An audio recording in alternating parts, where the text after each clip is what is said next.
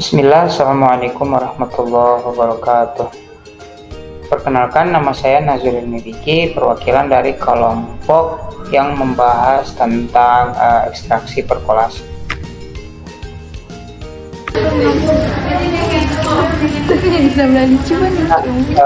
Untuk definisinya sendiri, perkolasi berasal dari kata perkolar yang artinya penetesan, merupakan ekstraksi yang dilakukan dengan penetesan cairan penyari dalam wadah silinder atau kerucut yang disebut dengan perkolator yang memiliki jalan masuk dan keluar.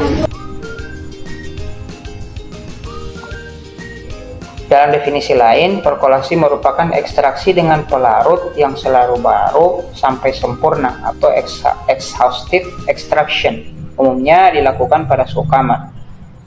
Perkolasi juga merupakan proses penyarian simpusia dengan jalan melewatkan pelarut yang sesuai secara lambat pada simpusia dalam suatu perkolator.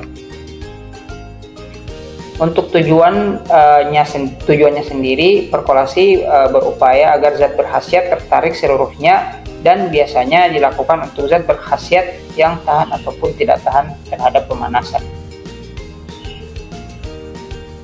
Perkolasi termasuk ekstraksi dingin yang menggunakan alat bernama perkolator. Untuk alatnya sendiri bisa dilihat dalam slide ini, kurang lebih seperti itu. Selanjutnya, untuk metode kerja dari perkolasi sendiri, yakni serbuk simplicia ditempatkan dalam suatu bejana silinder yang bagian bawahnya berupa sekat berpori. Cairan penyari dialirkan dari atas ke bawah melalui serbuk tersebut. Cairan penyari akan melarutkan zat-zat aktif dari sel-sel yang dilalui sampai mencapai keadaan jenuh. Gerak ke bawah disebabkan oleh kekuatan gaya beratnya sendiri dan cairan di atasnya dikurangi dengan gaya kapiler yang cenderung untuk menahan.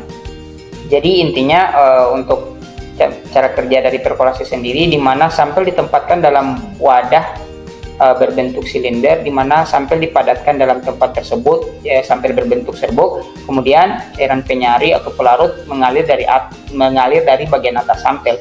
Karena kepadatan dari sampel, makanya cairan penyari akan mengalir secara lambat pada melewati serbuk-serbuk simplicia tersebut, sehingga akan terjadi proses penyarian. Kemudian sampel akan keluar dari sekat berpori menuju jalan keluar dari alat perkolator dalam keadaan telah berwarna yang menandakan proses penyarian telah berhasil. Untuk kelebihannya sendiri, 1. Tidak terjadi kejenuhan. 2. Pengaliran meningkatkan difusi dengan dialiri cairan penyari sehingga zat seperti terdorong untuk keluar dari sel. Ketiga, cara perkolasi lebih mudah digunakan dan sederhana. 4. Tidak memerlukan langkah tambahan, yaitu sampel padat telah terpisah dari ekstrak. Dan untuk kekurangannya sendiri, yakni cairan penyari lebih banyak, terlarut menjadi dingin selama proses perkolasi sehingga tidak melarutkan komponen secara efisien. Simplicia harus dibasahi terlebih dahulu sebelum dimasukkan ke dalam perkolator. Dan yang terakhir, risiko untuk cairan mikroba untuk penyari air karena dilakukan secara terbuka.